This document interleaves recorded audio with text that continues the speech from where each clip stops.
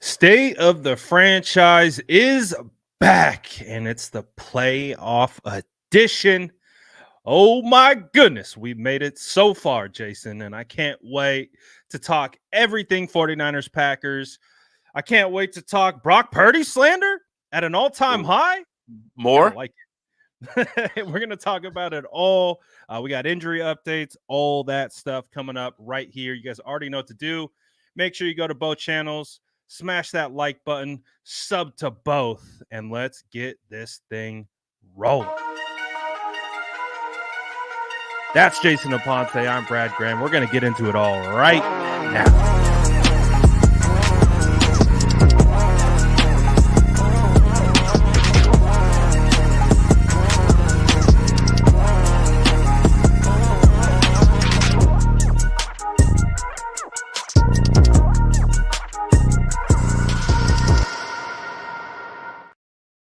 What is going down, gang? Drop your spicy sourdoughs in the chat because you know what time it is. It's State of the Franchise time.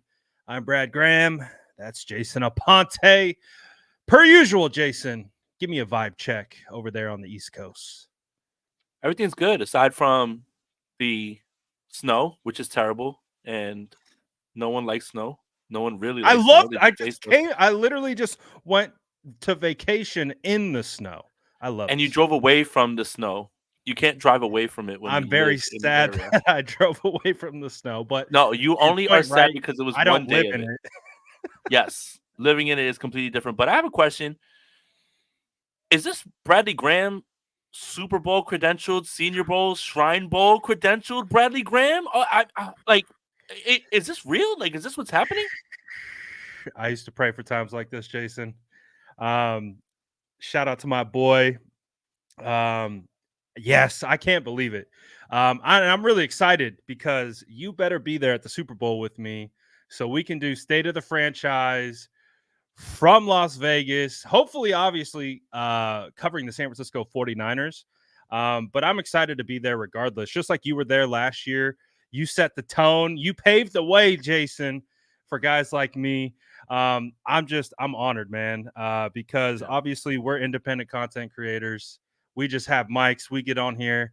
We vibe with fans. So to be able to be credentialed as a media member to these types of things, I know you know exactly how it feels as a combine alum, a Super Bowl alum, a Senior Bowl alum, all of them, all of them. Like it's such an amazing feeling, and for it to be my first Super Bowl, I couldn't be more happy about it, and I appreciate the shout out, my guy.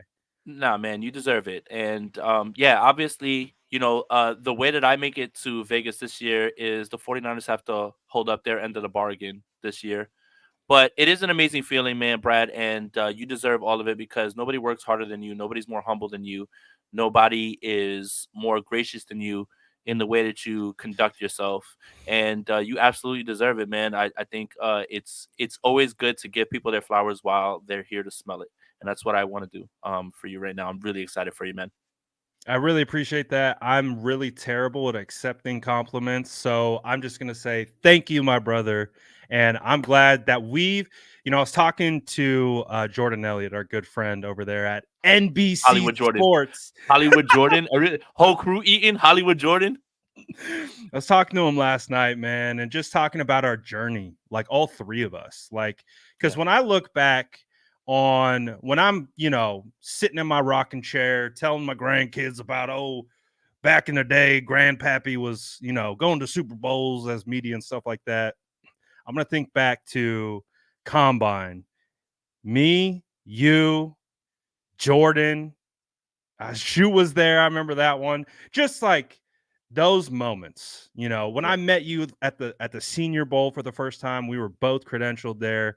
I think that might have been both our first times being That was the credentialed. first time I literally was telling this story. I was literally telling this story on the way here about when you and I first met and how it was an instant connection. Like a bromance it brewed immediately. And I remember one thing that you told me that I don't know if it makes me feel better, but I do think that it kind of does. But you said, "Man, you're just like how you are on Twitter in real life. He was like, that's not an act at all. And I was just like, hey, you know what? Good or bad? Yeah, I guess that's true. And I guess I enjoy not being viewed as fake. So one way or another, hate me, love me, whatever. One thing I am is real. Yeah. Spicy Aponte is him. But that was also Oh, and too. you seen it. You seen that before? No, you seen Spicy Aponte all the way to like 30. Yeah. Like So we yeah, had to walk 30. Spicy Aponte back a little bit. Yeah, everybody had to. Everybody had to take my phone and everything. They were just like, get him out of here.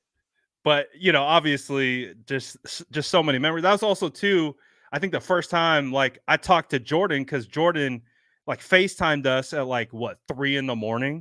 and Yep. like that was the first time I talked to Jordan. So like I said, man, it's really cool to be able to see what we've all accomplished.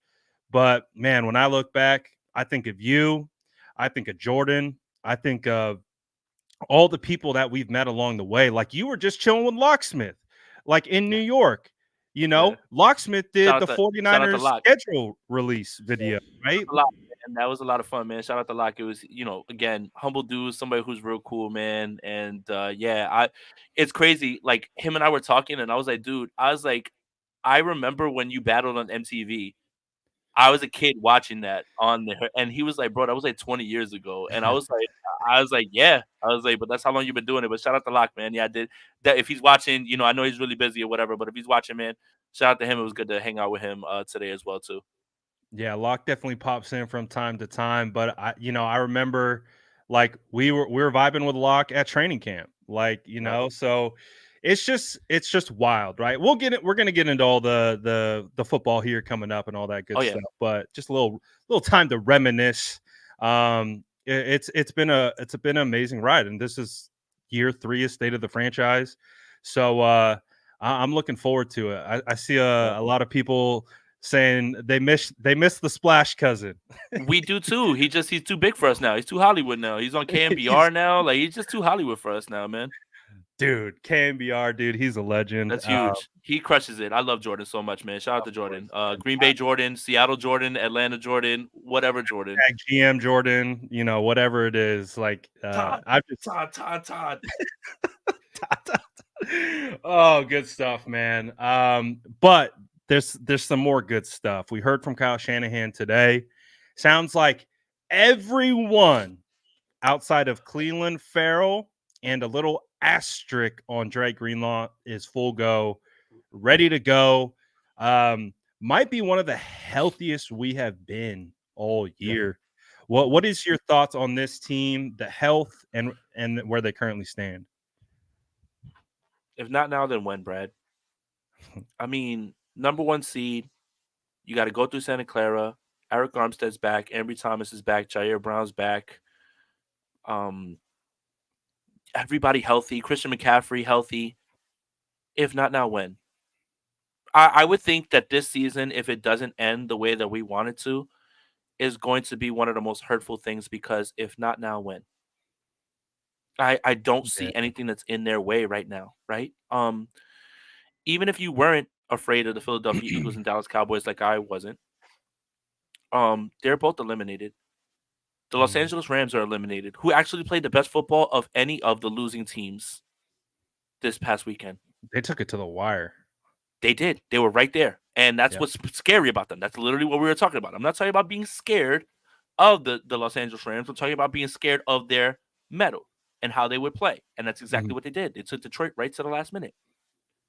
But if I would have told you, Brad, that the San Francisco 49ers would be faced with 3 other quarterbacks, and their names are Jordan Love, Baker Mayfield, and Jared Goff, how does this not set up perfectly for them to get this done?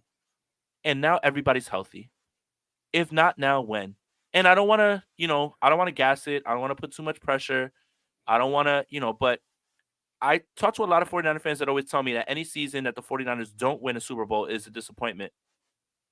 But this one has to feel extra disappointing if the 49ers don't get it done based on who's available for them, who's still left in the NFC, and how good they are.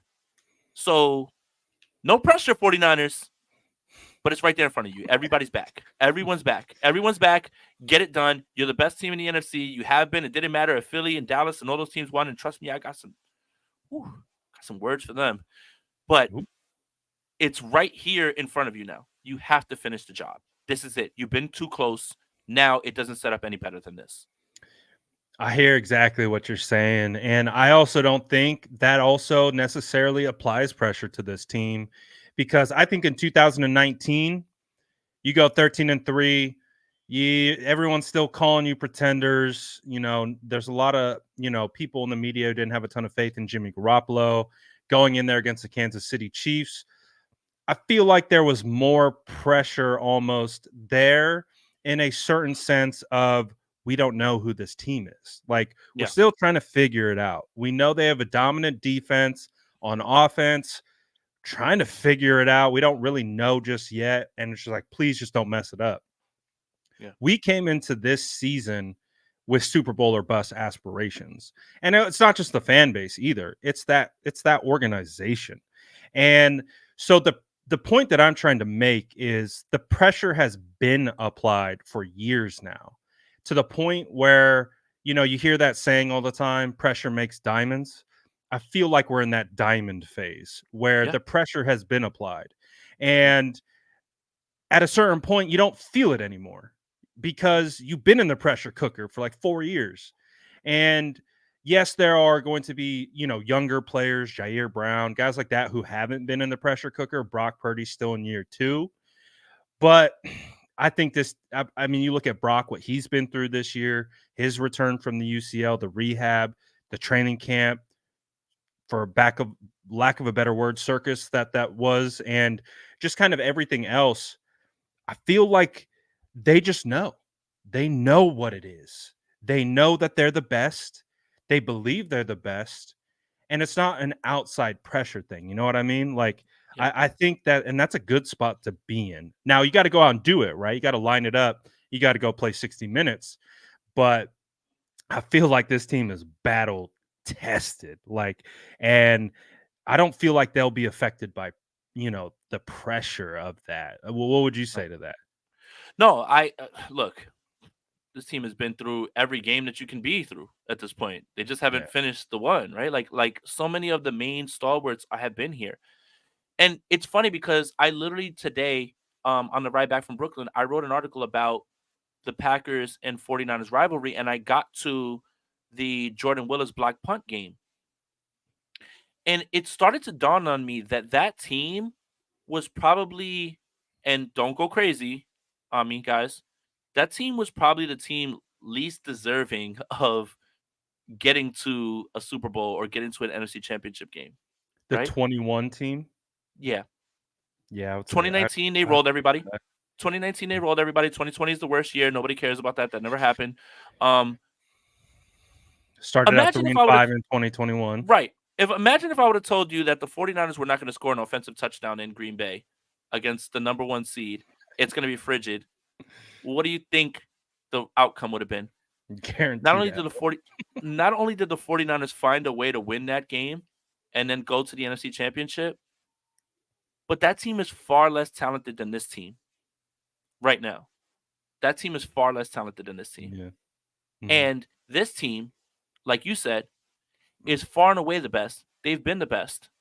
They've been the best since they blew the doors off of those frauds in Philly, since they blew the doors off of those frauds in Dallas. That's when I literally looked at everyone in the camera and said, I don't care about the NFC anymore. Nobody is like that. None of them. Nobody's like that. Nobody's like that.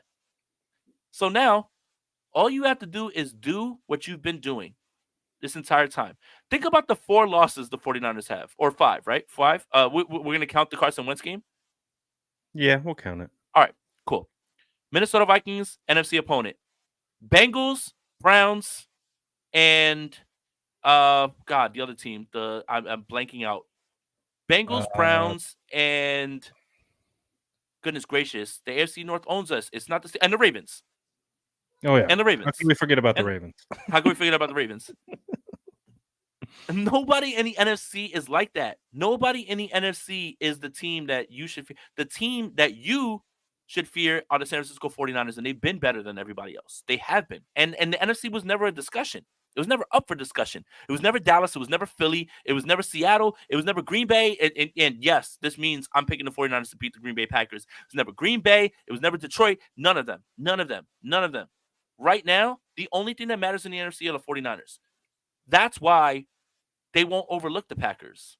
They're not going to sleepwalk through this game. Finish your business. 2 more games, finish your business, and then you get to go for the big one. So for me, I know that this team has been the best in the NFC since week 1. They didn't even have to lace them up. But then after you beat the doors off of Philly, you beat the doors off of Dallas. Every single team that comes up against you in the NFC, aside from the Minnesota Vikings, gets their ass beat. I'm not worried about that. What this team needs to do is finish. They're just ready to finish. And SoCal Niner, are you saying Green Bay doesn't have the same personnel as the Ravens? No, and you know it, and I love what you're bringing up because this is literally like honestly, I think that was my best cooking of the year right after that Ravens game when I cooked everyone else for like, oh, we're just gonna do what the Ravens did and we're gonna do it. Yeah, the blueprint talk, right? They tried to copy the 49ers blueprint. Lay the blueprint for Cancun, Dallas, and Philly. I'm not up off you. I am not up off you either. Trust me. I got some. Like, if you thought on Thursday I was just gonna focus on the Green Bay Packers, yeah, I'm way more focused on them now. Did you think that I was gonna stop crushing Philly and Dallas? Oh man, I guess you guys didn't know me. Yeah, I'm not done with them. But yeah, the 49ers are still the NFC.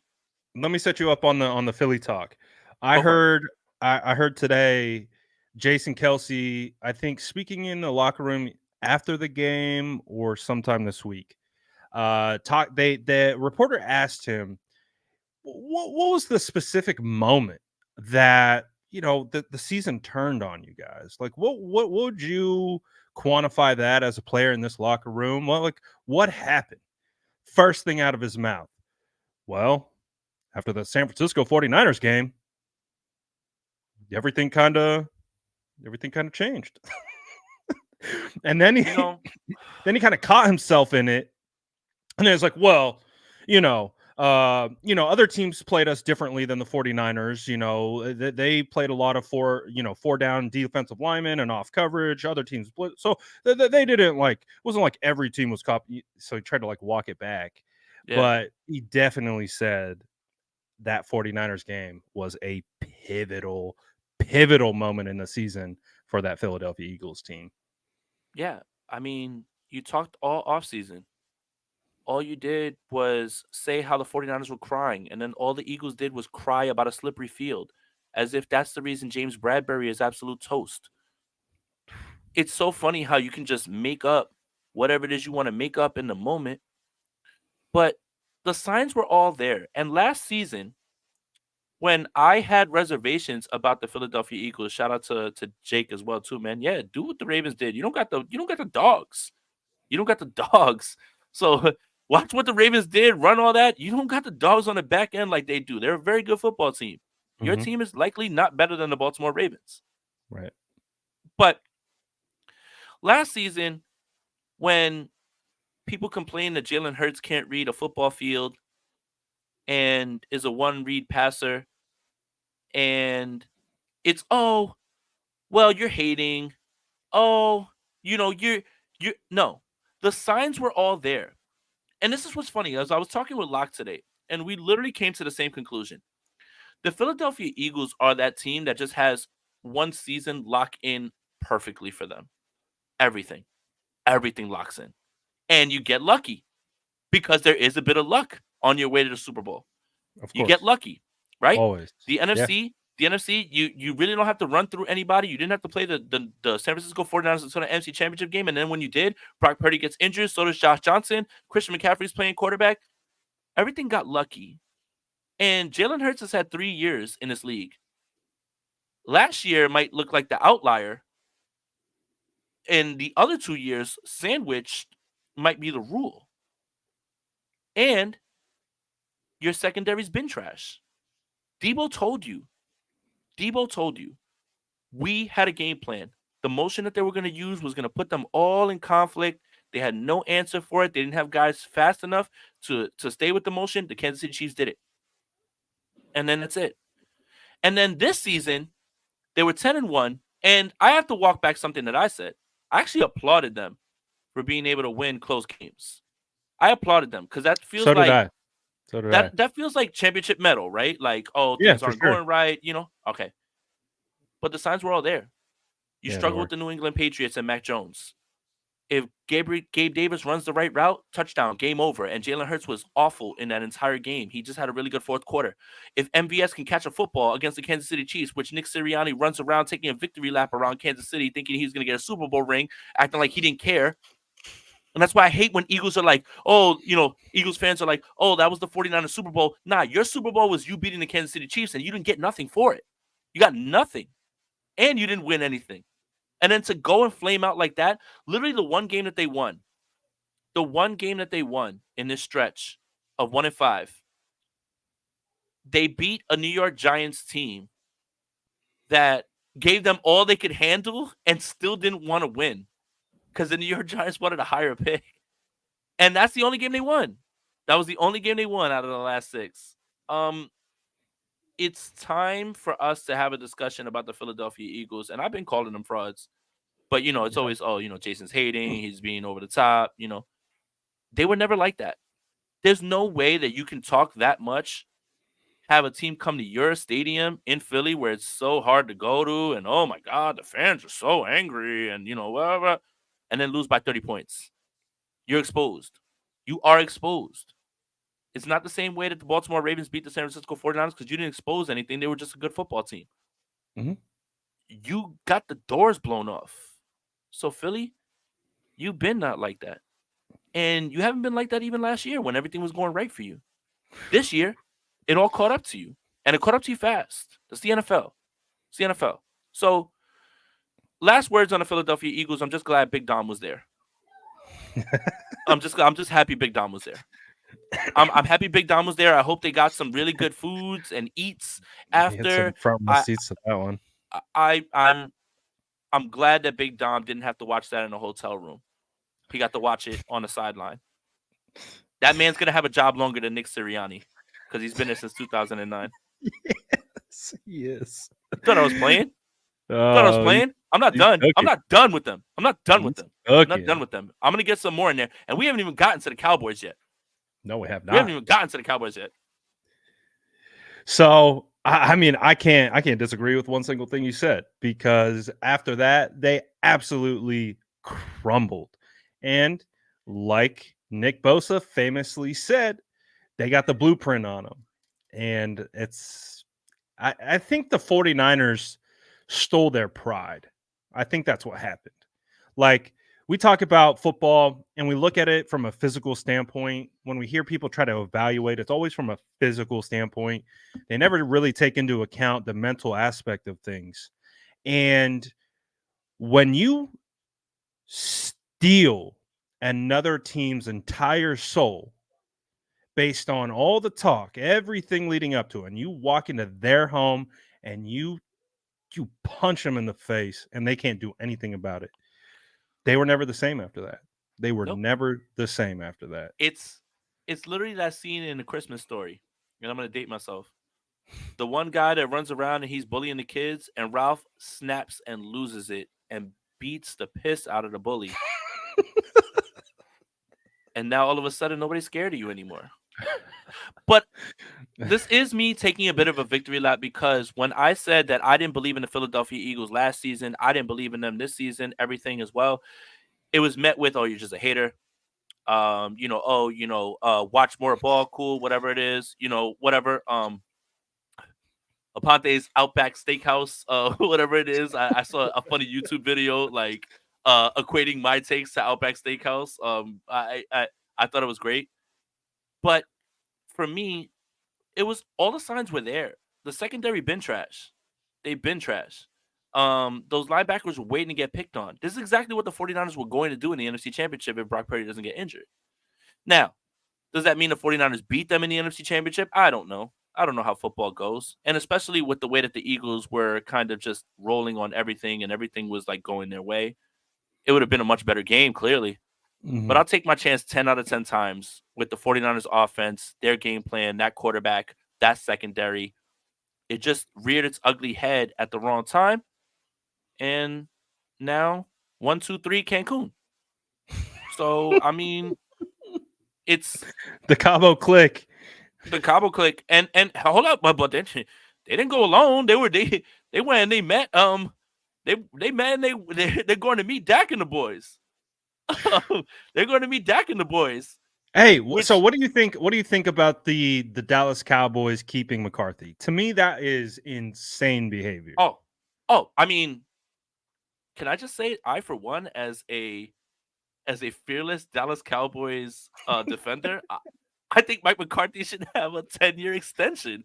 I think he belongs hang his jersey in the rafters. I think Mike McCarthy Already put him on the Ring of Honor. put him in the Ring of Honor.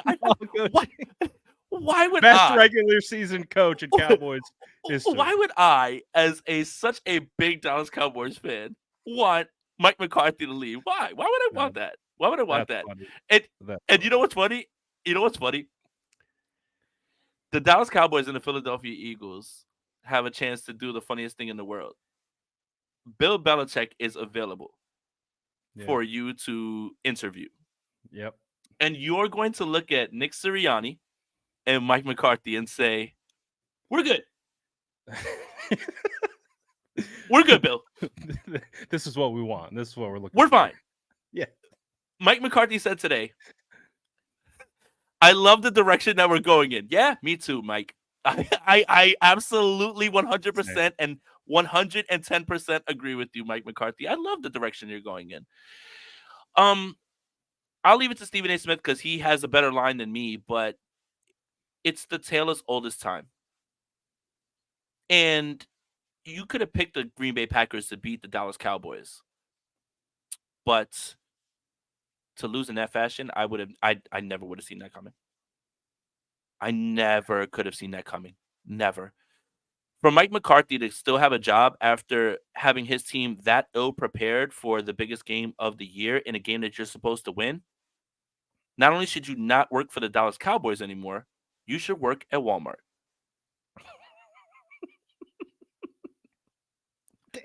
I don't understand. I really don't get it. I don't understand. I don't understand how anyone can, with a rational mind, could look and say, you know what, run it back. Run it back. We're this close. Run it back. We're just one piece away. We're just one piece. This man, look, if any of you guys know someone that's hiring, please send, Indeed.com links, man.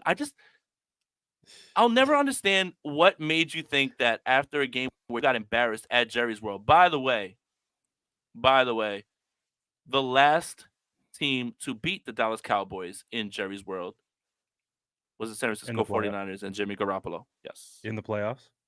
In the playoffs. Fun fact. I just don't understand how you can look at this team that is so talented. It is so talented. Yeah. I mean, Michael Parsons is still good, even if I didn't see him. I mean, I can't wait for his podcast because that's when he's gonna make an appearance. I hate that CeeDee Lamb's a Cowboy. CeeDee Lamb's a dog. At times Dak plays well. Even Jake Ferguson's a good player. Deron Bland, I voted for him as one of the All Pros. Yeah, Trevon Diggs will be back. They've got players. But for you to sit there and look at that team after that performance and say, we're going to stick right here with this because we're close. Not only are you not close, you're not on the map. You're not on the globe. You're not anywhere near, literally nowhere near close. But hey, I love that as a Dallas Cowboys fan. I want Mike McCarthy to stay for 12 years. And I hope they re-sign Tony Pollard to a 6-year deal. I hope that they extend Dak Prescott for 10 more years. I love all those things. Alexa, leave me alone. I'm cooking the Cowboys. Alexa, be quiet. She said okay. Look. Oh my gosh. Look, I understand that there's a hesitance with the fans about don't dance on their graves because that could be you. I don't subscribe to that sentiment. I do not. You know why? I have confidence in the San Francisco 49ers, and I don't play football for the San Francisco 49ers. Nothing that I say will have anything to do with what happens We're this not weekend. playing. We're not playing. We're not putting the helmets Spoiler on. alert. Spoiler Putting alert. No matter on. what I say, no matter what I do, the game will be decided between the 49ers players and the Green Bay Packers players. Yes. Not Jason Aponte, not Brad Graham. So I'm going to keep cooking. Dallas, Philly. This is not going away anytime soon, man. I just, every single time that I get a chance, I'm going to dunk on you. But just remember, guys, there's no jinxing. Jinxing is only the power that you give it. I can't jinx a team. They play football. I don't. I talk in front of a mic. You're entertained by that. That's all. So it doesn't matter what I say, right? If I say something right, like it. If not, I'm not jinxing anybody. The San Francisco 49ers is going to beat the brakes off of the Green Bay Packers. And it has nothing to do with what I'm saying. None. But hey, sure? Dallas. Are you sure, Jason? Hello. But hey, Dallas. Oh man. Oh my goodness, man. I just Dallas and Philly. I just hope you guys have another sport that you can enjoy. Just something different, just to take your mind off of things just a little bit, because there's no way that you're going to be fine watching football this entire weekend. Every single team that's there has beaten the dog shit out of you. I'm sorry. I didn't mean to curse. I'm sorry. Has beaten you to smithereens, and now you've got to watch them all. I mean, Detroit should have beat them. Detroit should have beat them as well, too. Like, it's Dallas did exactly what they always do, Brad Graham. And I'm going to shut up after this. They beat up on teams they're supposed to beat up on. Dak Prescott plays well against teams that he's supposed to beat up on, and people hype themselves up to think that he's an MVP candidate when he is just Dak Prescott. Sorry. It's a tale all the time. It's not even me like giving you a subjective opinion. It's literally what happens every single year. You can beat up on the New Orleans Saints. You can beat up on the Arizona Cardinals. Oh, wait, matter of fact, you lost to them. You can beat up on, every team that's bad. You're not fooling anybody. You're not fooling anybody. So, all right, Brad, I'm done. You got it. You got it. That was a phenomenal cooking, by the way. Thoroughly roasted on that one. But, you're not the only one who thinks like that. Steve Young has said it all year. He's like, every time the Cowboys start to get on a roll, he's like, just wait. He's like, I'm not buying it yet. Just wait. Just wait. The floor is going to fall out. And every single time it has. So them bringing back McCarthy, wild. Absolutely wild. It felt like a great opportunity. And there's some decent coaches out here in this pool right now. There are some good coaches you can go and get. But, man, insane. But I can't be mad at it. I'm not mad at it. It's fine. Ben Johnson's available. Ben Johnson's available. Bill Belichick's available. Mike Vrabel's available. You get Harbaugh.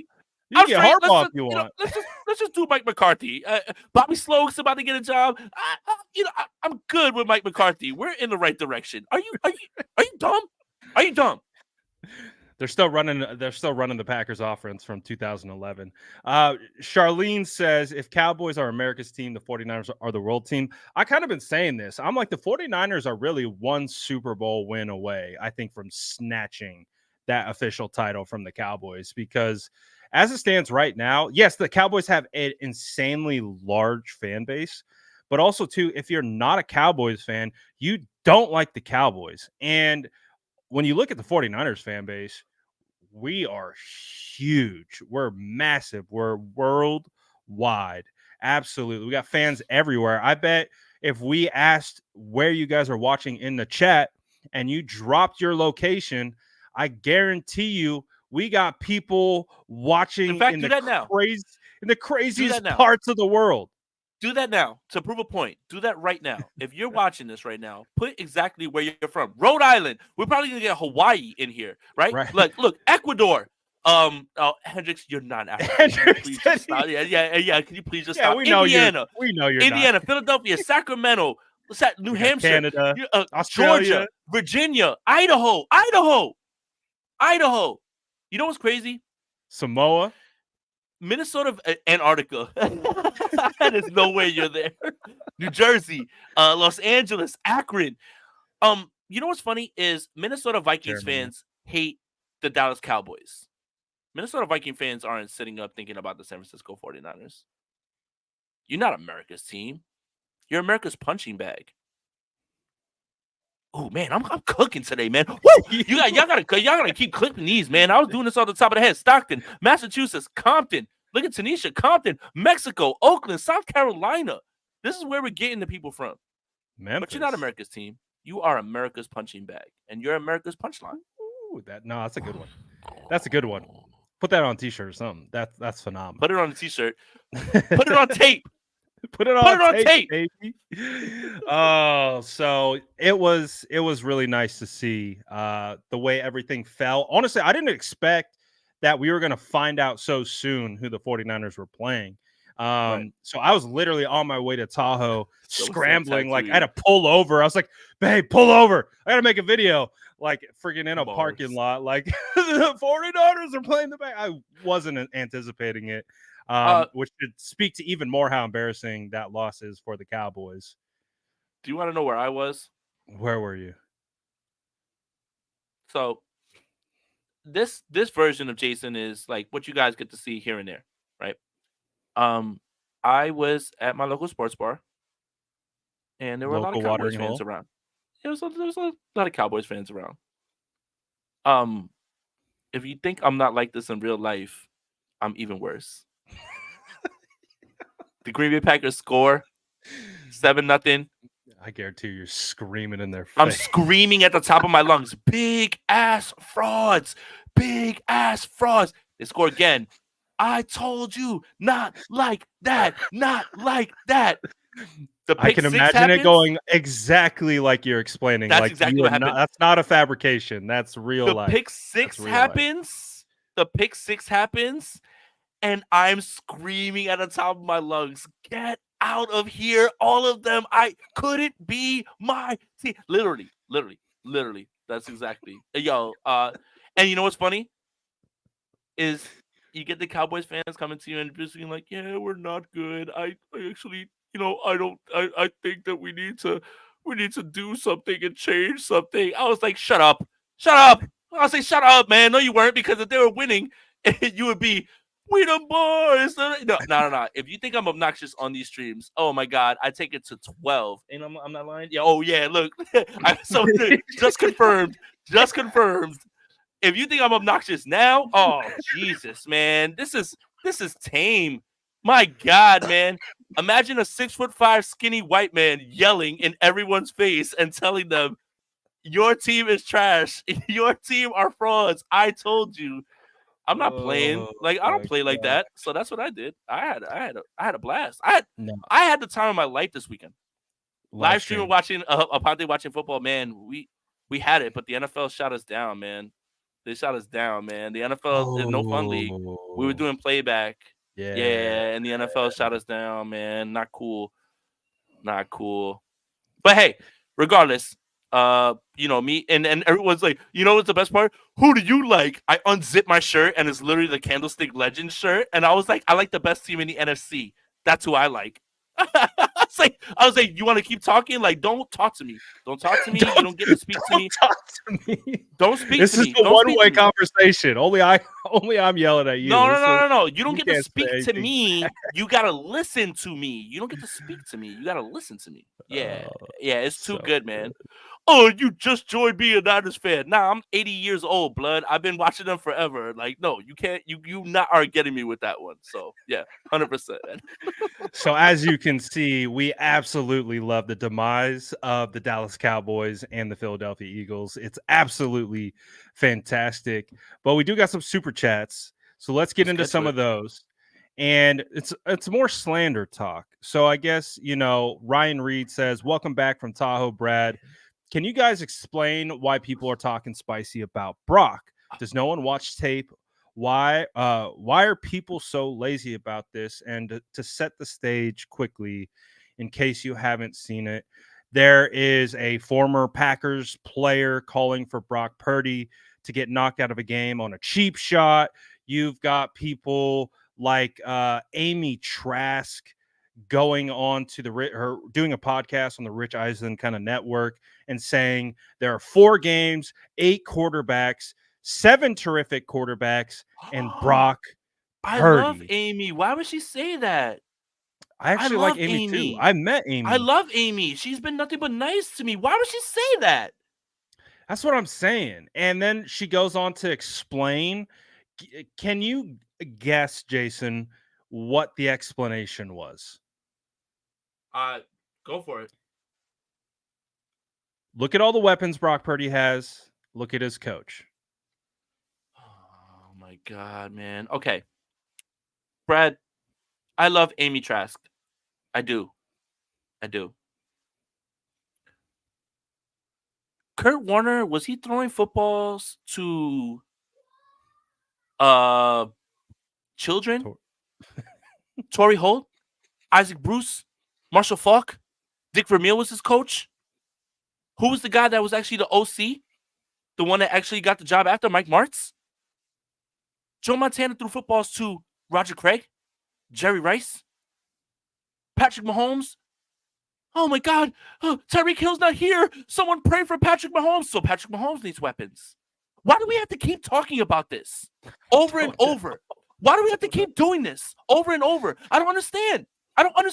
Every single good team that has ever won a Super Bowl has had weapons. Every single team. But now, it's only against Brock. It goes back to what I was saying. It's easier to bet against the last pick in the draft than it is to say something poor about a first-round draft quarterback who's been trash. Someone wants to give Mac Jones another shot. Someone wants to give Zach Wilson another shot. Hey, get him with the right coach. He might be all right.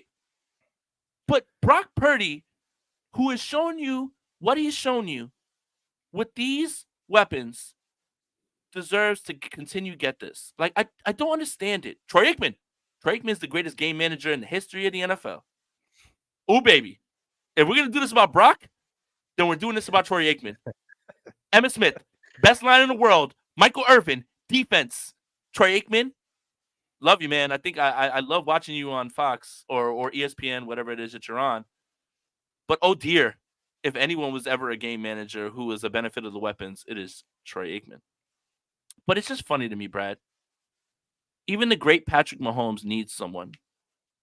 Travis Kelce's dropping passes, and where's the receivers? Oh, so it's now Patrick Mahomes needs somebody.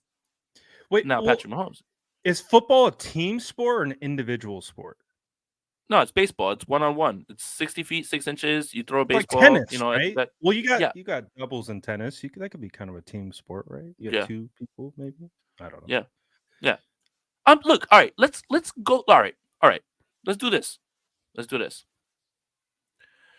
Tom Brady, before he went on his legendary run, when he first started, he was a game manager. We all love to talk crazy about Bill Belichick right now. But Bill Belichick's defense was the crux of those Patriots teams that beat the Rams and then beat the Panthers. Because Tom Brady was throwing to Troy Brown and Deion Branch, right? But he was a game manager largely early in his career. Mm-hmm. And of course, I'm not here to slander. Yeah, of course. I'm not here to slander the greatest of all time. I'm not here to slander that. But Randy Moss pulls up, and now you break the record for touchdowns, and you never lose a game. Kind of just funny how having people around you works, right? It's weird to me, and it's strange to bring up weapons things when every single Super Bowl team has had weapons. There's never been a Super Bowl team of little giants and PAL guys and nobody who's ever been great that have won Super Bowls. It just the only team I could think of off the top of my head, the Baltimore Ravens in 2000, right? Was it 2000? When they beat the Giants. Sounds about right, but I could be off. Yeah. Regardless, Trent Dilfer, it was Jamal Lewis. Jamal Lewis just ran, whatever. But that defense was the real reason. So I think them. But other than that, 2002. Thank you, AG. I just don't understand why now now, or yeah, what's the 2000 Ravens? I thought, yeah. I don't understand why now the San Francisco 49ers get knocked down and Brock Purdy gets knocked down for having weapons. When every single team that's basically won a Super Bowl has had a bevy of weapons, and you've looked at them and said, Tom Brady, carried a Tampa Bay Bucks team that, oh wait, had Mike Evans, who's literally doing things that nobody's ever done in the game of football. Chris Godwin. Oh yeah. Oh, Two Rob wide receiver Gronkowski played ones. for them. Yeah. Oh yeah. I mean, poor Tom Brady, man. I mean, he never had any help. He never had any help. It's hilarious to me, man. It's just hilarious. Every single NFL team that has won a Super Bowl has had help, one form Mhm. or another. I just don't get it, man. But it's easier to bet against the last pick than it is to say something bad about a first round quarterback who's trash. And that's what everybody's doing. There, long way to say that. Yeah, 100%. And that's like addressing the surface level take, right? Of just these stupid narratives, knocking down these narratives. If you actually watch Brock play and hell, you can even watch if you watch the broadcast with the intent of trying to observe how Brock finds success within this offense, like you can see that Brock is doing things. I think Brock gets knocked for doing the small things so exceptionally well that he makes it look like it's nothing. Like he makes it look like being able to sidestep in the pocket, dip his shoulder, adjust his arm slot and arm angle, fit it through to a 10-yard in breaking route where he moves the safety or he moves the linebacker out of the way. If you're just looking at it, it just looks like a slant. Like it doesn't look anything crazy. But what I don't think they take into account is all the small minor details in how Brock Purdy takes this system, takes these weapons and has elevated them all season. Not only all season, he was elevating them as a rookie, trying to learn a Kyle Shanahan scheme, thrown into this insane offense, and he instantly started running it better than a guy who had been in the scheme for 3-4 years. It was one of the more remarkable things I think I've ever seen. And when you watch Brock on tape and you just see how he does all the small things so exceptionally well that you don't even notice them sometimes. And it's like Brock gets knocked for being able to play within the scheme and elevate the scheme. Cause like one of the things that Josh Allen, maybe Lamar Jackson get credit for is their ability to break structure and bust a huge gain with their legs. Brock doesn't need to play outside of structure because he's so damn good at playing within structure that he's elevating the structure, that he's throwing with anticipation. He's being able to be on time so consistently that people don't think it's anything. They're, oh, he just threw a slant without Right. understanding all the intricacies in which he had to read pre, post, eye manipulation, movement within the pocket, touch, throwing over defensive linemen or throwing by defensive linemen, changing the arm angles, all these different things.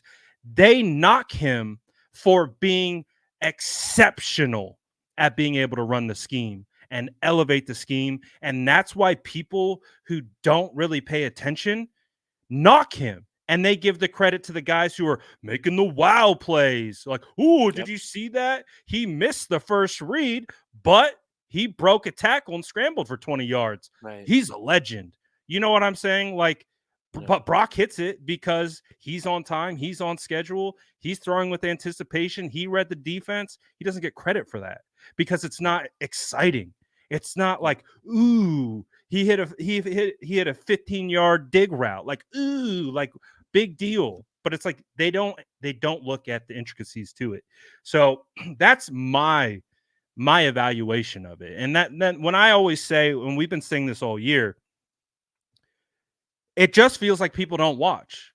Yep. Because if you watch highlight packages, if you watch CMC getting loose, Debo getting loose, Kittle getting loose, all these different types of things, sometimes it does look like guys are running wide open. But what they don't give the credit to is how Brock has put them in this position to get open. And again, not everyone's going to watch football like that, and I don't expect everyone to watch football like that. But that's why when I can only speak from a perspective of someone who's studied every single snap of Brock. Yeah. And that's my only takeaway is you either don't know ball or you just don't watch. And I think those are Wow. the only two options when it comes to talking bad about Brock Purdy right now. Yeah. I mean, this is why Brad and I work so well. He eloquently states the things that I yell about and like try to articulate. Like he eloquently laid it out about why you don't know ball. But it's insane to me for anybody to say that Baker Mayfield right now is a better quarterback than Brock Purdy. I mean, I literally just watched that Tampa Bay game. If the Philadelphia Eagles were any good, ha ha ha ha, ha, they would have intercepted 2 or 3 of those passes that were like right there in his arms, And it's just it's crazy to me because again, the weapons argument doesn't hold any water when you look at who's actually won Super Bowls and all the teams that have won and their weapons. I think somebody else pointed it out. Peyton Manning wasn't throwing to the postman, the plumber, and the electrician. It was Reggie Wayne, Marvin Harrison, Edrin James, Dallas Clark.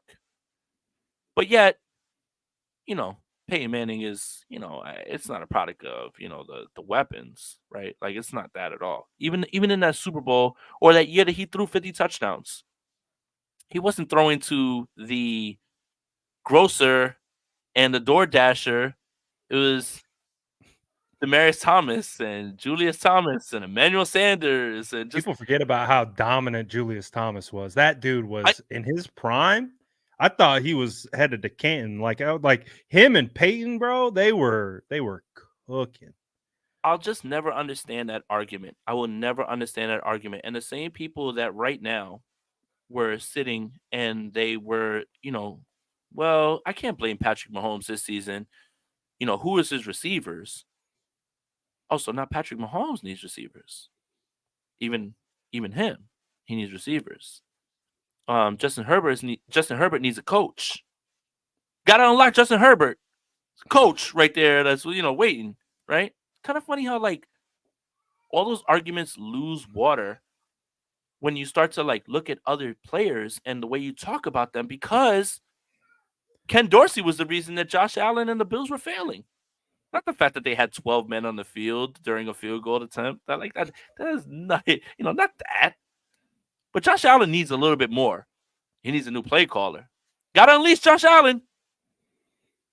I'll just never understand this argument. This argument holds no water. None. This argument holds no water at all, especially when you look around at these. Like, is Baker Mayfield good?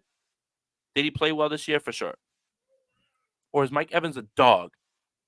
And you've been hating and like not like you. Mike Evans literally has the most 1,000 yards seasons to start a career in the history of football. Not Jerry Rice, not Randy Moss, not Terrell Owens, not Calvin Johnson, not the Monstars, Mike Evans. And y'all are just sitting here like it's just all Baker. Just all Baker. It's just like, guys, everyone needs someone. Look, okay. One more point. Lamar Jackson, earlier in this year, who I voted for MVP, guilty as charged.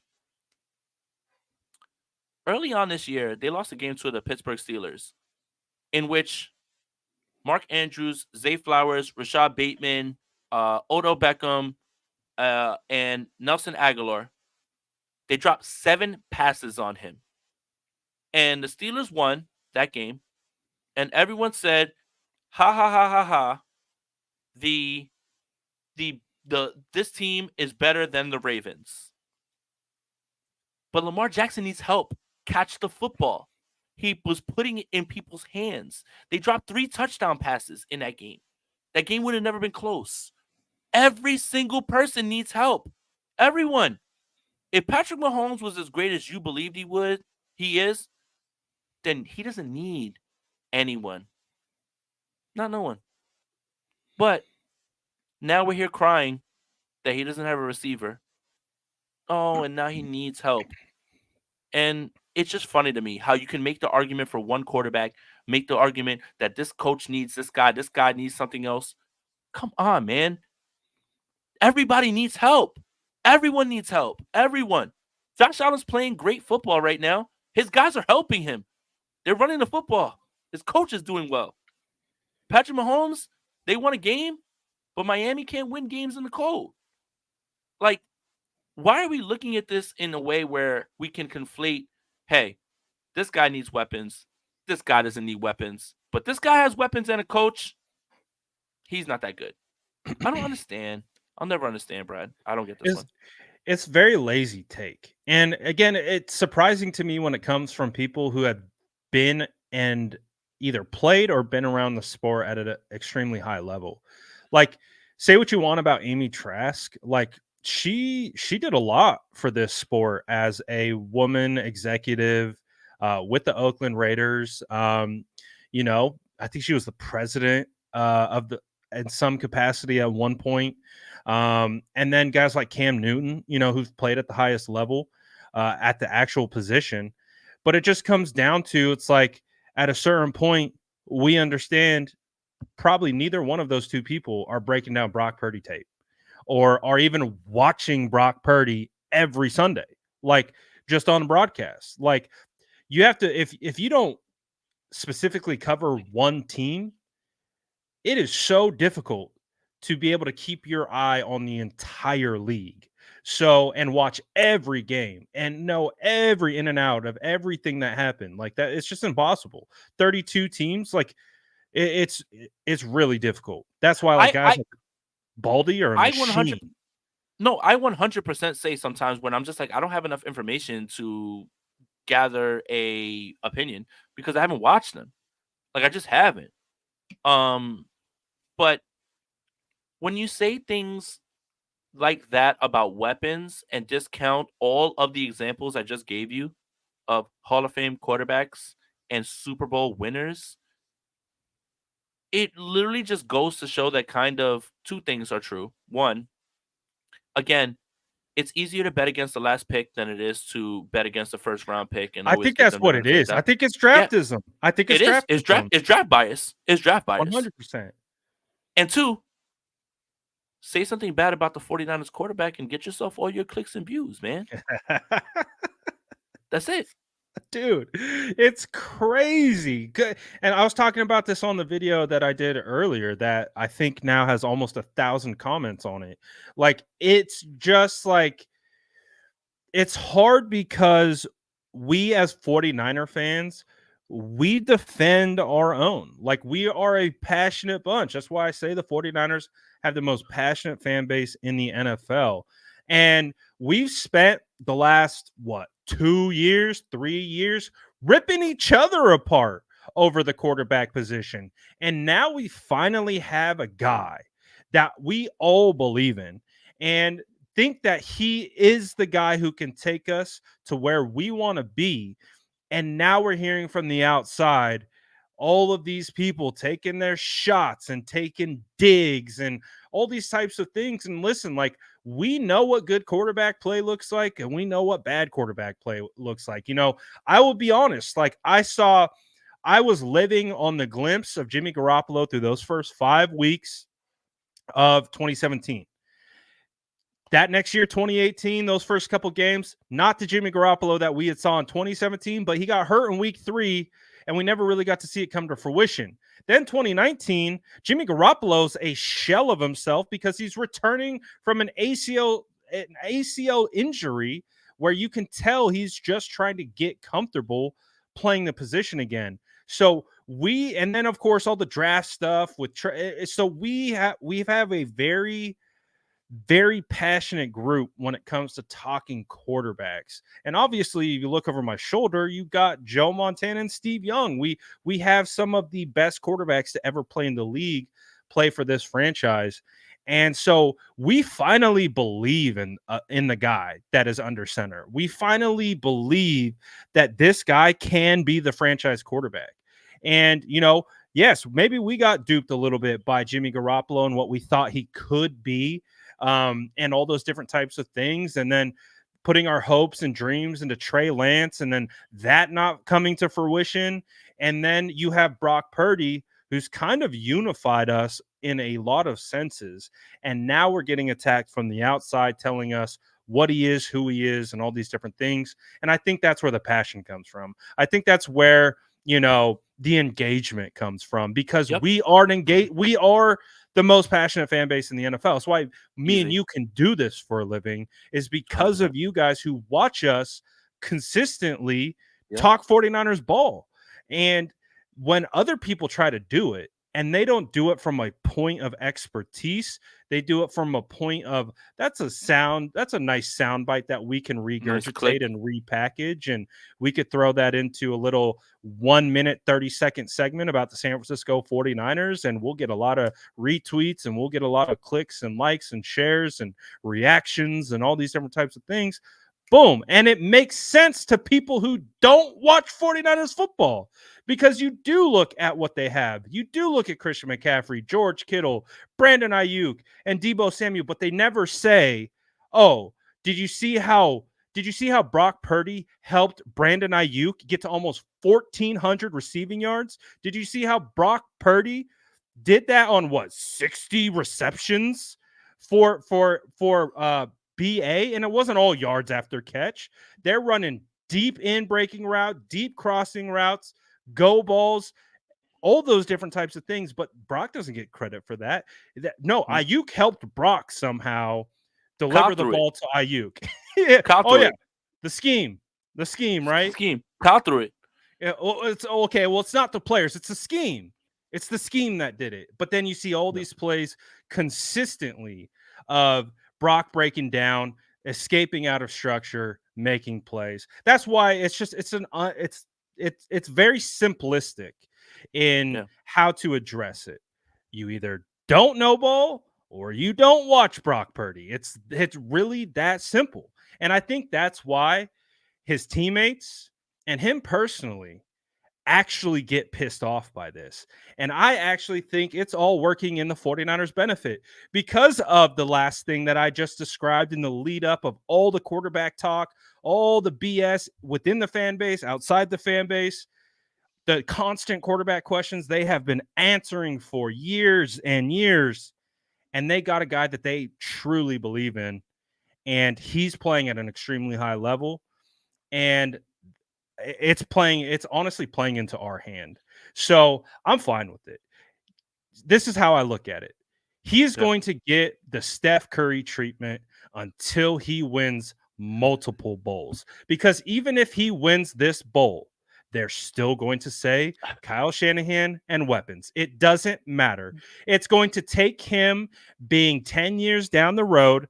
All these weapons that we love have either retired or moved to different teams, and he's had to reinvent himself for people to truthfully give Brock Purdy his flowers and his credit. We started this show, and you said we need to give people their flowers while they're still around.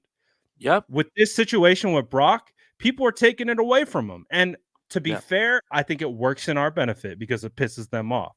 But at the same time, this is going to be ongoing, Jason. This isn't stopping if we get a Super Bowl MVP Brock Purdy.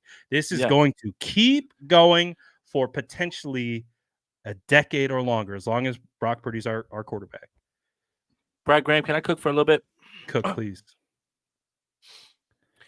If the San Francisco 49ers do what I think they're going to do, which is win the Super Bowl, I don't give a shit where you rank. I'm sorry, I'm cursed again. No, I don't give a shit now. where you They're rank talking Brock about our Purdy. quarterback, Jason. I don't care where you rank him. You know where you rank him? Super Bowl winner. I don't care. That's up to you. And I'm not talking to you, Brad. I'm not talking to you, Brad. Oh, of course. I'm talking about, this is a little bit of a message, I think, to 49ers fans a little bit, right? And this is going to pivot to what that idiot Mark Chamorro, who's a mid-level tight end, said on his stupid show. I had no or idea whatever who he that was. doesn't know ball. I was like, I didn't even know. I was like, is this guy a player? I had no idea who that was. Mark Chamorro, you stink, bro. Nobody cares, bro. You're not. Nobody's gonna think about you outside of anything like this at all. Whatever. All right. Look, what I want 49er fans to understand is this: all that ranking, all that stuff is just to get you mad. If the San Francisco 49ers win the Super Bowl, I don't give a shit if you put Brock Purdy at 32. I don't care. You know what we are? We're number 1. I'm champion. You're not. Don't let the 49ers win this Super Bowl. This entire offseason is going to be podcasts filled with ha ha ha ha ha. Your team is not better than my team. I have the superior team. But 49er fans, we got to stop letting everything get us mad. Everything can't get us mad. Everything, because we're mad at everything. We're mad at everything. We're mad at everything. We're mad at injuries. We're mad at other people talking about our team. We're mad at our people talking about. We're mad at morons. Look, we're mad at morons' opinions. We're mad at idiots who like say things like, again, like, look, if someone who doesn't know anything about ball says something, stop. Leave them alone. What they're doing is they're putting it out there for you to exacerbate that and bring it up. I don't care. I don't care.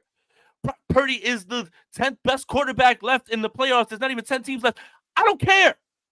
I don't care. Win the bowl. Win the bowl. And you know what we do? Ha, ha, ha, ha, ha, ha, ha. I don't care. I don't care. I do not care. I don't care what you think, where Brock is, who's better than him. You just look dumb.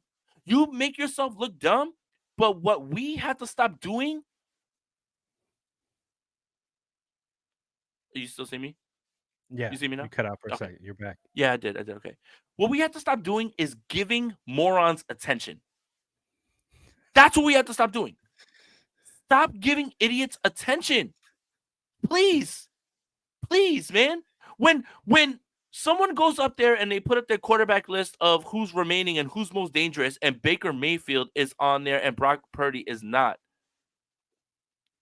is it because Baker Mayfield said he woke up feeling dangerous one time? Because I'm not scared.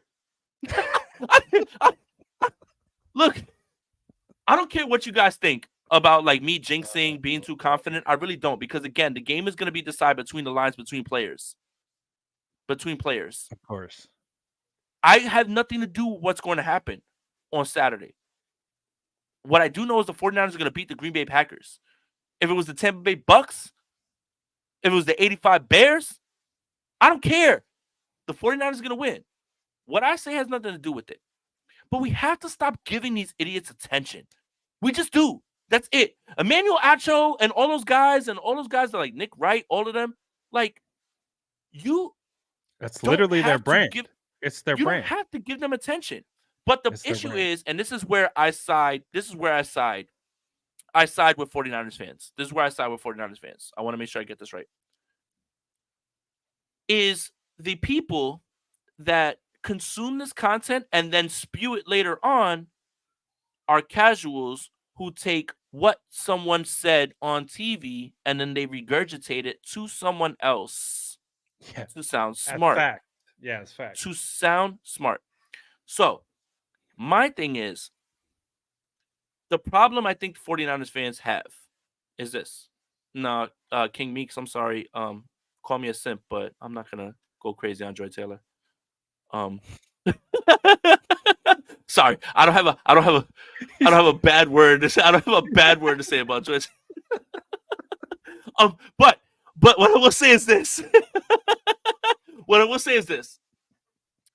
Is when you're looking around, right, at these things that are set, it's to rile up the 49ers fans. And I will go back to the same thing I've told you. The 49ers became a content machine when they traded up to 3. Because, you just talk about the 49ers. Talk about the 49ers quarterback situation. Is Jimmy Garoppolo going to be back? Like, the 49ers are a nonstop content machine at the quarterback position. But we don't have to. When something is so absurd that it doesn't deserve a discussion, that's when we have to kind of pull ourselves back just a little bit. Just pull ourselves back. Oh, Shady McCoy can get all this work right now. He's been real silent about the Philadelphia Eagles. King Meeks.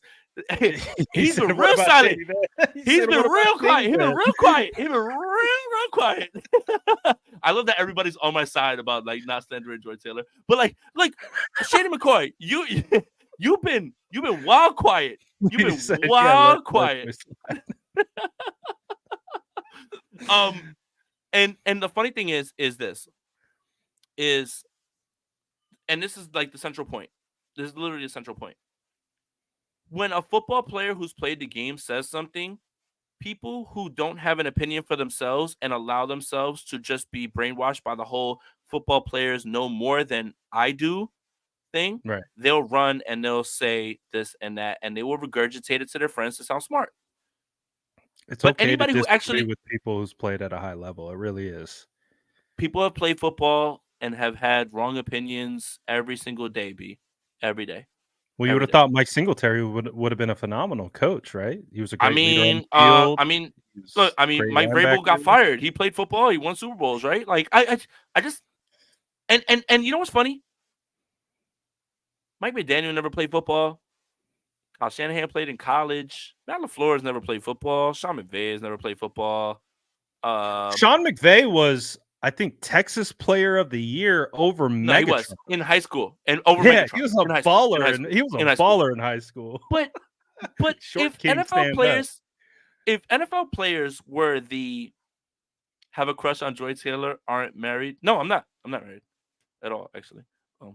Anybody that wants to ask, Mark Hossain, I'm not. And even if I was, I would tell my wife, I'd be like, damn, Joy Taylor is a baddie. But look, Respect Joy Taylor. but look. If the NFL was about talking about like NFL players, then why aren't all coaches NFL players? Why isn't every single coach an NFL player? It's just not. It's not how it works. Those guys have a intricate knowledge of what goes on infrastructurally, but they don't always know the right things. I mean, you can literally sit there and look at a football player's, argument and say that's absolutely 100% false. It's 100% false. There's nothing wrong with that. But they played football. So you have to at least listen just a little bit more. But like Jerry Rice said, I want Jimmy Garoppolo back. Joe Montana, I want Jimmy Garoppolo back. How can you get rid of a guy? How can you get rid of a guy who Steve said that about Jimmy. Yeah, like you played football. I'm not going to downplay your accomplishments on the field. But how many times has an NFL player said something that literally doesn't make any sense? Like at all. And it doesn't mean that you're wrong. Trust your eyes, trust your mind, trust your gut. If you see something and you know what you're seeing, it doesn't matter that an NFL player says something against it. Trust yourself. And guess what? You're not going to be right all the time. So when you're not, figure out why, bank it, and continue on with your life. Because there have been plenty of takes that I've been wrong about, especially when it comes to football evaluation. So when you're evaluating, it's very easy to get things wrong. So what you got to do is you have to make sure that you're fluid and you can make adjustments on the fly. So yeah, it's an ongoing situation, ongoing conversation, and it will continue to be. But I don't expect anything less. Let's get to a couple more super chats while we're at them. We got Bossy Man saying Niners will be tied for most playoff wins with Green Bay and New England at 37 games won. If they win on Saturday, they'd be number one in postseason wins if they go to the Super Bowl. That's interesting. I had no idea. That was the case. You know what's crazy? Is New England won all those in like 10 years. I know. It's insane. Green Bay is like a landmark franchise. They've been playing since like the 1940s in the frozen tundra of Lambeau Field. And it's like, it's Bart Starr. That shit was in the 60s. The New England Patriots nearly have that many wins because of Tom Brady and Bill Belichick. That's insane, man. I think that like kind of just heightens that. And the 49ers weren't a landmark franchise, like, because it was like, what was it? Green Bay, the Giants, the Steelers, Cowboys, Kansas City, right? Like, you said the the Niners Bears aren't in it. The Bears probably, yeah, 100%. it's crazy that New England, out of those 37 games, they probably won 29 of them in like that span that Brady and Belichick were there. And Green Bay's been around forever. Right. But that would be awesome, man. And they will be number one in postseason wins because they are going to the Super Bowl. Yeah. Draft talk? Ooh, Draft hell yeah. talk? Justin says, with Trent Williams coming back, could the Niners go corner in first round if Wilkes is still here? Multiple things to unpack there. Trent Williams saying he's coming back. Oh my gosh, what a sigh of relief. I'm not going to lie, Jason. I was starting to mentally prepare. Just like I didn't know. And so I'm just like, I was mentally preparing myself for the fact that it could potentially been Trent Williams last year. And I'm so glad that he said he's 100% coming back. What's your reaction to Trent coming back? And what do you think? Does that have any impact on draft plans? Well, Justin, I want to get into draft just as much as you do. And thank you for your constant recommendations because you know your shit. I'm sorry. God, man, there's too many curses. All right, I'm sorry. Last one. Put $1 in the swear jar, Jason. That's it. It's done. Yeah, 100%. But the 49ers are going to be drafting at 32. I mean, you take from that what you will. The 49ers can do whatever they want because for the first time in 3 years, they'll have a first-round pick. And that's it. It's insane. It's insane to think that this team is so loaded. Oh, the roster they built. Oh, what they've built. They literally haven't had a first-round pick in 3 years. It's insane to me how this team can find a way to reload. That's why when everybody's like, your Super Bowl window is if you hit on your picks. You draft Terry McLaurin instead of Jalen Hurd. I'm sorry. I just had to get that in there. But they can do whatever they want. I think, Justin, is what I was trying to tell you, is they can do whatever they want. They can do whatever they want at this point. You don't want to sit there and reach for a position. In terms like they have, kind of like they have in the past, drafting for need versus drafting for BPA. BPA is always king. BPA is always king. Yes. Always. There's never anywhere to be. We do draft BPA. A lot for need. That is one thing that we consistently do. We draft for need. I hate it. Sometimes it works, and sometimes we fall flat on our face. I hate it. That's why Jake Moody got drafted so early. And he's been fine. Like, he's fine or whatever, But it's like, oh, we're just filling in this gap. It's like, no. Like, say what you want about Blake Freeland, and he, oh, God, Brad, I was looking through his film and his numbers. Oh, dear. Oh, dear, he had a rough year. Man, he had a really rough year, man. And he got the start. He got the starts, though. He started every single game. He started I think he had a better pass rush win rate than Mike McGlinchey. You know what's funny? That's literally when we were talking about Blake Freeland, we were saying he's Mike McGlinchey. That's what I said too. Again. Yeah. He's Mike McGlinchey, but he's a Mike McGlinchey you put as a backup behind and cost controlled. And cost controlled. You don't and let him develop. Owe him any money. I guarantee you, Freeland's he probably had a rough year, and rightfully so. No, he had a lot really of offensive linemen. He had a bad year. He had a bad year. He played all the games. It looked really bad. All the games. It looked really bad. It looked really bad at times. So I guess this is for anybody who wants to come at me about you could have taken a football player instead of Jake Moody. Oh, Brad, if this is out of pocket, please just say it's out of pocket and kick me off the show.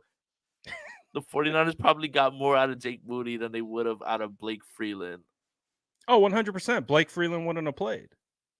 He wouldn't have played. I hate that I just said that, but it's true. It is true. He wouldn't have played.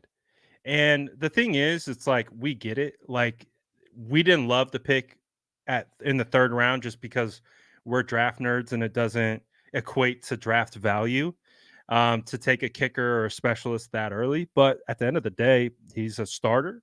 He's came in. He's played pretty well for the most part. There's 2 games that stand out. But other than that, he's done his job for the most part. So there are other, places that the 49ers could have gone. Like, I mean, I would say Jake Moody right now looks like a better pick than Cameron Latu, right?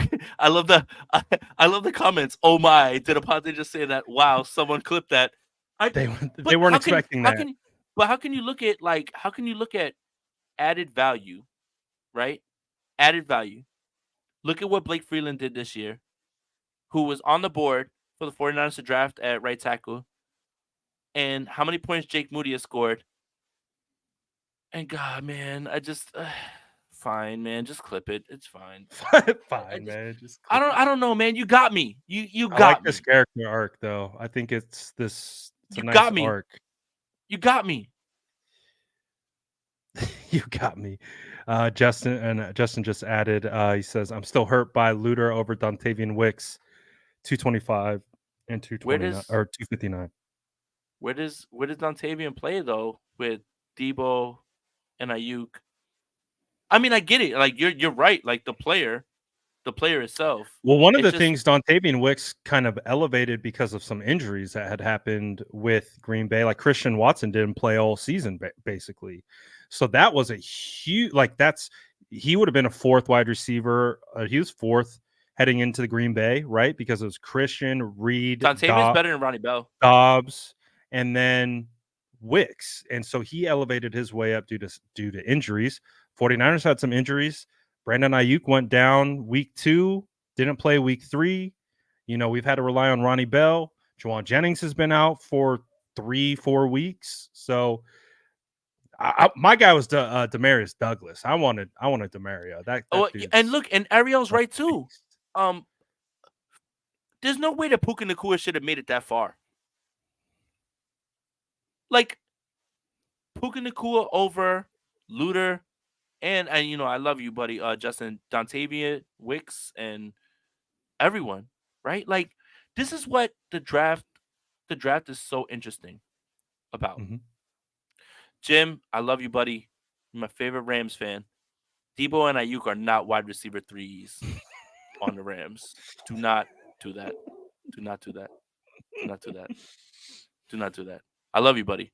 And honestly, I want to give you a shout out because the Rams were the best NFC team that lost this week. Mm-hmm. They played all the way down to they were one of the teams that I was most That's worried about. the reason I didn't want to play them. They were going to be annoying just like that. They were going to be annoying just like that, the way that they were to the Detroit Lions. Jim, I would never block you. Never.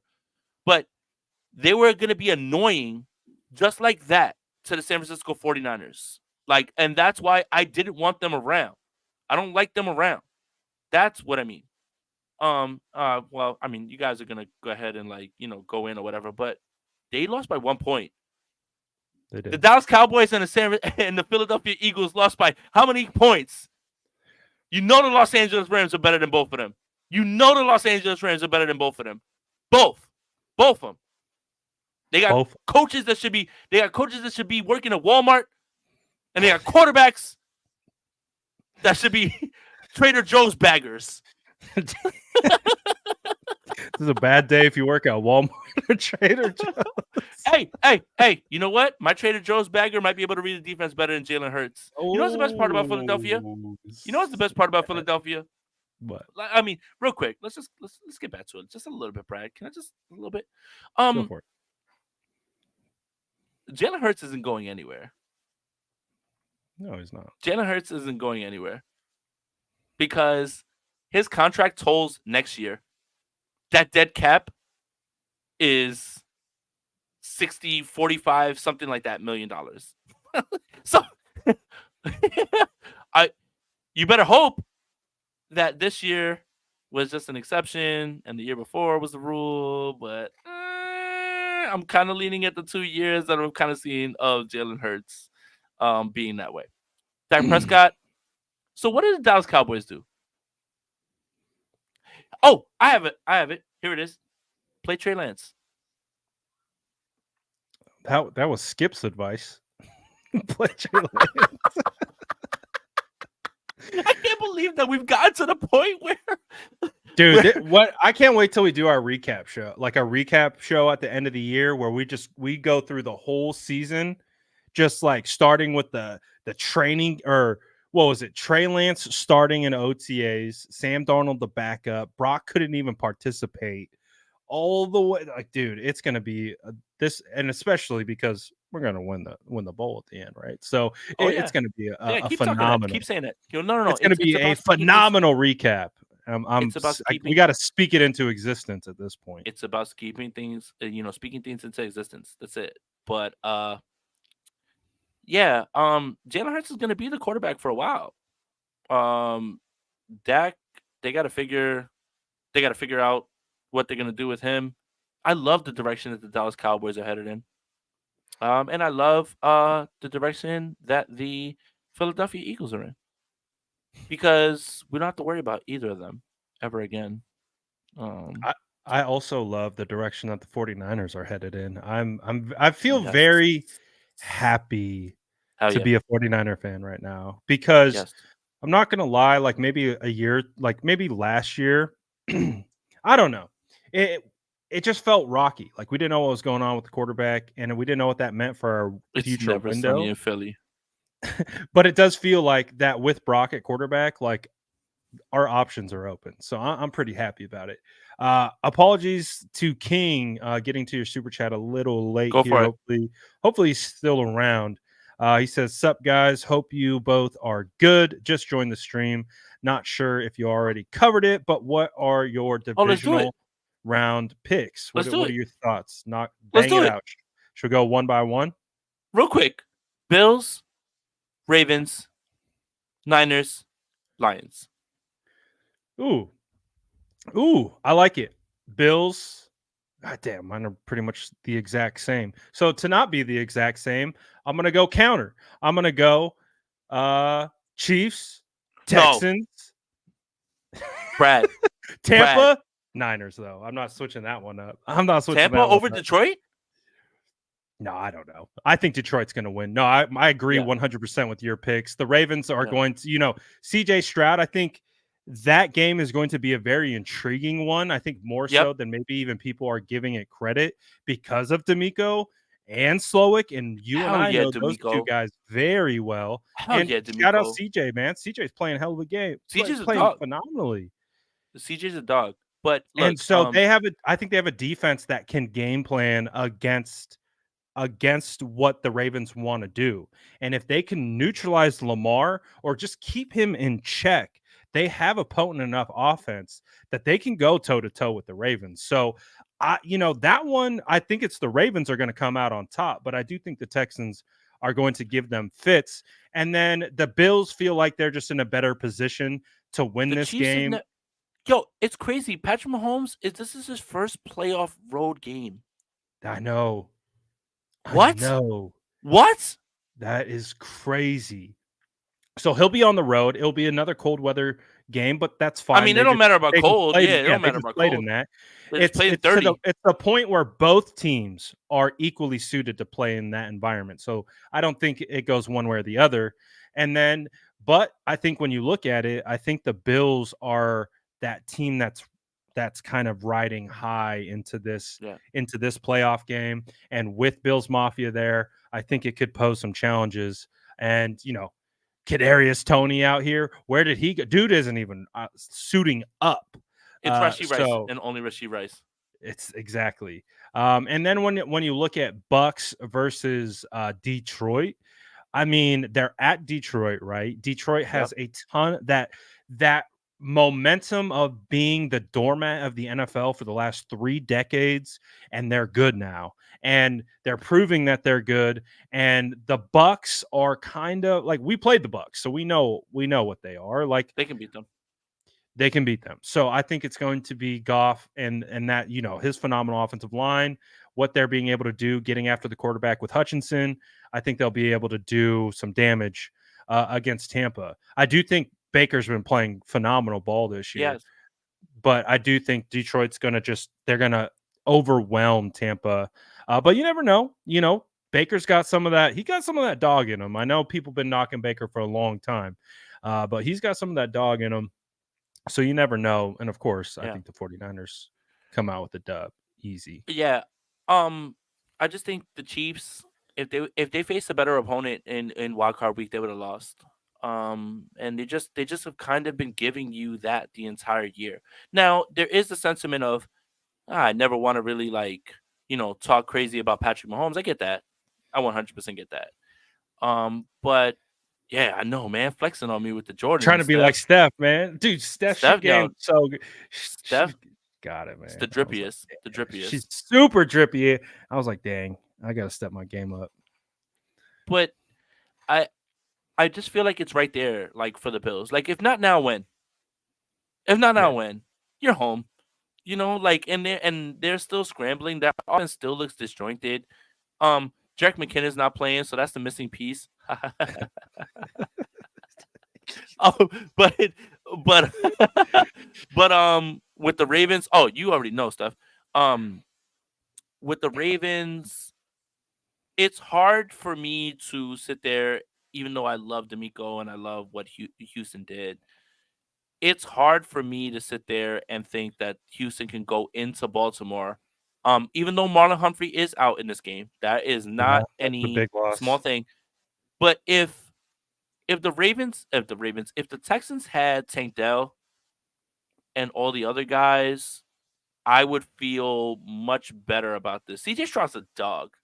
And isn't He it is. beautiful that you can draft a quarterback and not have to develop him and just say, "Oh, we got our guy." Like Remember, I Jason, he was the bust after one preseason uh series. oh, I know. Oh, That I know. S2 testing came back to Oh, I bite him in know. the butt. Oh, I know. Make sure you shout out to King Leonard. Make sure you get those tests in. That's better than playing actual football. But I gotta think the Baltimore Ravens still find a way to get this done. Yeah, I If think so too. Lamar, and I love this, what will it do for Lamar's legacy if he loses against the Texans? It will take a huge blow. It will take a huge blow because Lamar is going to be crowned the MVP by the AP Yeah, 100%. And then they all look silly. Like, that's the because of thing what with happened. these egos, right? Like, kind of the thing that I think happened to Brock Purdy. We talked about 49ers Ravens being an optics game, kind of casuals tuning in, and they didn't see Brock play like an MVP front runner. And boom, that's why I think we're getting all the slander about him, is because it's residual from the optics game. He's played well Yeah, all year. That just wasn't his best game. yeah, Credit the Ravens. And it will be the same thing. If Lamar has a Dak Prescott type performance, oh my God, yeah. it's gonna be the same And thing. They're gonna cook him for it. as much as a Lamar defender that I am, I won't be able to defend him. I will not. Ball is ball. Players play when it's time. If Lamar doesn't get it done, if Lamar doesn't get it done, I will not be able to shield him from the rightful slander that will come his way. You won't be able to protect him. I mean, I've been on record. The I know. two You most voted for him disrespected. for MVP. Yeah, I voted for him for MVP. I have been on record. The two most disrespected NFL MVPs have been Lamar Jackson and Cam Newton. But I will not be able to shade or save Lamar Jackson this time if that happens. Justin, could you imagine if the Chiefs had traded for Mike Evans? Thank God they didn't. But you know what? I fear something else is coming down the line that I don't like, and I want to pass this along to Brad Graham, my fellow Dynasty um, football manager. Yes. What are you thinking?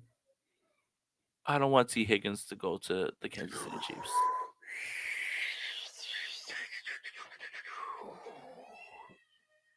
So this is conflicting for me as someone who owns many T Higgins shares in Dynasty. That would be phenomenal for me from that aspect of things.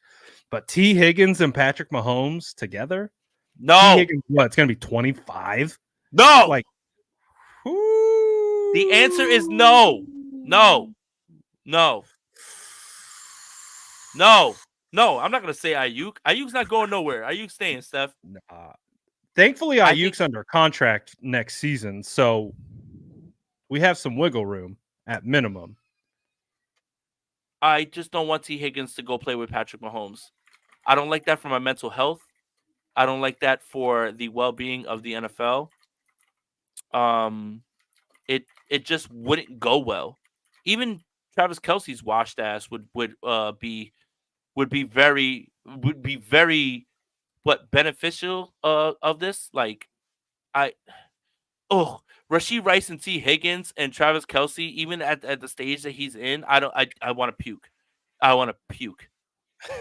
Dude, that's a very natural landing spot for T. Higgins. I don't know if T. Of Higgins course is it going. is. I don't know if he's going to get paid. I think they got to pay Jamar Chase.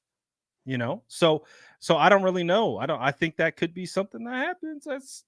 That's going to be interesting to see. We should go, man, because we're crying about something that never happens ever again. At this point, yeah. Look, Justin even said, "I don't like this multiverse." I just see T. Higgins being in that stupid red jersey. Oh God, no! Please, please, no. I could see it happening too. All right, we gotta go. Beneficiary, But A10 beneficiary. Thank you. any last thoughts on the matchup coming up? 49ers, Packers, anything? I know we're both confident in this team.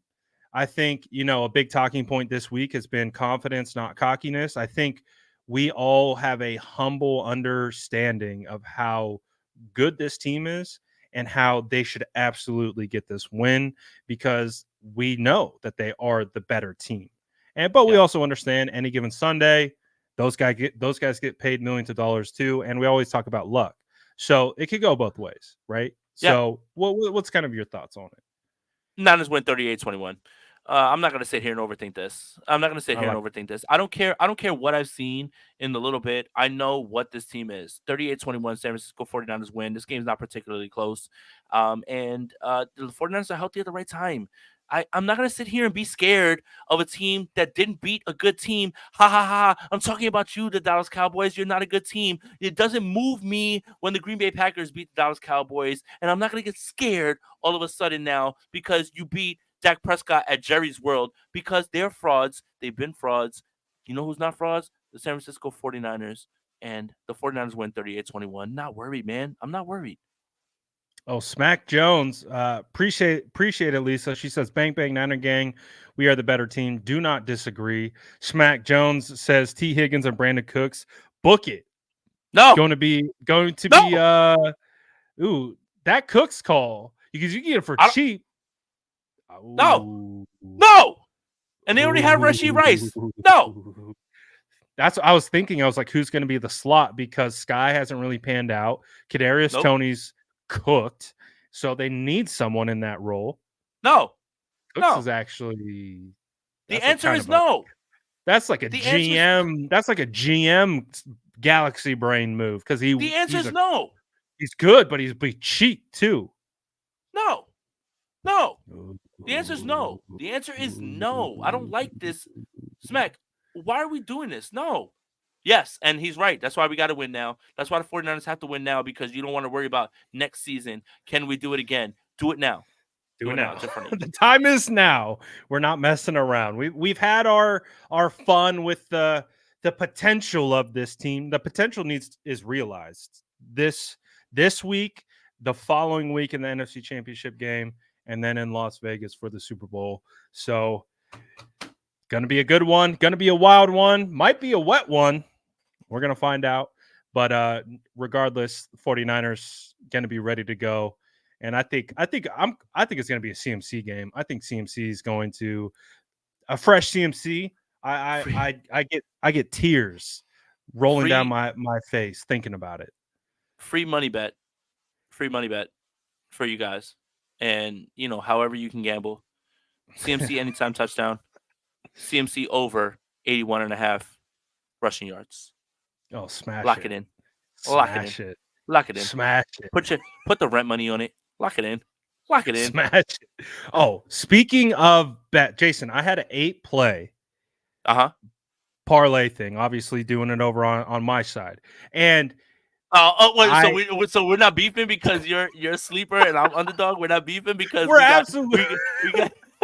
We got 75.5 on sleeper. Over. What? Oh Okay. my God. No, so I hit 7 and I put Warren over 2.5 receptions. He got 2. Mm. And that was my deciding factor of not cashing. So that last drive with Pittsburgh going down with nothing but checkdowns to Najee Harris. And the reason I picked over on Warren is because he's typically like the third down back, and I figured Of they would have course. to be playing from behind. And they didn't Yes. use him. I was like, this is the most depressing drive ever because I would have won very nicely on that one. And I lost by half a reception, basically, by a whole reception. So terrible. good beat, bad beat. I can go through both. Bad beat. The Houston Indianapolis game. CJ Stroud, I had over 246.5. Nico Collins, anytime touchdown. Easy money. Texans money line. CJ Stroud threw for 245 yards and sold my ticket for 1.5 yards. Good beat. Good beat. Good beat. Miami and Kansas City under the points that hit. Isaiah Pacheco, anytime touchdown. Devon Achane over 19.5 receiving yards, 20 turns into 160. So That's a good, bad. Man, gambling stinks, man. I know, dude. I would have turned It's just a so bad. $10 ticket into $3.50. I was like, But that's how you know, like, it's hard to get those. Like, it's like you're looking at it and like, you're looking at it and like, oh, I missed by this much, but I missed by 1 reception, right? out I of know, 8 players. I was like, but oh, that's why the odds are so long. That's why you get paid so yeah. much. That's why. Like That's why I would have got that's $3.50 if I would have hit. But hey, that's what keeps bringing us back to the well. Oh, but you know what? I want to say this to everybody too. It's like everybody's talking about like their bad beats, but we only have a few more weeks to like gamble on football. Yeah. Other than that, we're just gonna start like throwing darts at the wall at baseball, and just like so. It's like it's good and bad. It's like right now we're sitting here and we're like, damn, football's been cooking me. But without football, then we don't have things that we're really sure about. Yeah. Exactly. And it's gonna get real boring here really fast. And I don't think we can do over unders on 40 times on these apps or anything for the combine or anything like that. They should do that though. That would be dope. Then we can do draft picks though. Yeah. Oh, there you go. Number one pick, Caleb Williams is at like what is it? It's plus 150 right now, I think. Caleb Williams really? at 1. Yeah, I for the don't Bears. know. I don't feel super confident about Caleb going. I don't either. I don't. But that's why it's plus 150. We'll see. But that's why it's plus 150. Yeah. We know, we've seen it a million times. What it looks like now is going to look dramatically different when you get through the testing, the Senior Bowls. It's going to be completely different. Like, so if you think a guy's going to rise, get on him now, because almost if they get once they get into testing, you think they're going to test well. That's what elevates those guys. So where do you find out that Caleb Williams is good at answering questions on a test that has nothing to do with football? Like, where do you find out like his score on that? Like, that's gonna like throw everything through the roof. What I do find interesting though with the Caleb Williams nugget, take it for what you want. If you want to put anything on it, he is training with Rich Scangarello. And I know 49er fans hear that name and do exactly what you just did, Jason. You roll your eyes, you have an instant migraine because he was not good for the 49ers. But guess who just got hired by the Washington Commanders and has a natural connection to Scangarello? Adam Peters. Cool. So I find that interesting. You know what I find interesting? The Chicago Bears just interviewed Cliff Kingsbury, offensive coordinator from USC, to get intel on Caleb Williams. I don't want to hear Rich Scangarello's name, man. Honestly, Caleb, if you're watching, and I know you are, run, man, run away from this man. This man doesn't know anything about quarterbacking. He doesn't know anything about anything. That's why he got sent to Kentucky. Like when they send you to Kentucky, it's because you don't know anything. Like, no, man. But the Cliff Kingsbury thing is a little bit more indicative of what Chicago's thinking because Cliff was the quarterback's coach there. He wasn't their OC, but he could be in line for an OC job because I think that's where Cliff Kingsbury should be. He's not a head coach. I think he could be a good offensive coordinator, but you want to like bring it over. So that's way more telling. But Rick Gangarello, I'm sorry, Brad. I can't, man. I cannot. Joey, and you know what's funny? The Bears also interviewed Greg Roman. Brad, I floated something out to you. And I want to make sure I float it again so I can get like roasted in another YouTube video by some weirdo in a basement. Did that really happen? Someone clipped you? Oh, it did happen. It's so good. Brad, Oh, I'll I send it didn't to you know right that. after. It's Yeah, so honestly. good. It's so good. It's like the best moment of my life. That's when I knew I made it. That is indicative of like when people care enough about what you have to say that they'll clip it. And oh yeah, no. They took my Tyreek Hill thing and they threw it up and they called me Outback Steakhouse and all that stuff. And I was send it like, to me. oh Send it yeah, to me. I love it so Send it much. to me. But the Bears interviewed Greg Roman, and I floated to you that if the Chicago Bears were looking to keep Justin Fields, I don't think there was a better coordinator offensive system to help him succeed than Greg Roman's. And I'm only going off of Greg Roman's track record. With Lamar. Really good season with a quarterback who can run. Yeah. Throws to the tight end. They have Cole Kmet. You bring Robert Tonyan back. And he could put Justin Fields in a great spot. So it is interesting that it feels like the Bears are exploring all those options. Not because I said it, but Justin Fields and Greg Roman, that feels like a perfect marriage. That feels like a perfect marriage. In terms of what you can do with offensive efficiency and put a guy into a position where he can succeed. Doesn't mean they're going to win a Super Bowl. Doesn't mean that they're going to be like dominant, but Justin Fields will look marginally better with an offensive scheme like Greg Roman's, even though we know how it ends. All right, I hear it in the background. Let's get it done. Yeah. All right. Well, appreciate everyone for tapping in for State of the Franchise. Definitely looking forward to recap a 49ers W next week, but we'll have to see what happens on the field this weekend. 49ers Packers, another chapter in a storied rivalry. Looking forward to it. Appreciate everyone for tapping into State of the Franchise. Sub to both channels, like both. Grab your cookies on the way out. We're out of here. Peace. That's Jason Aponte. I'm Brad Graham. We're going to get into it all right now.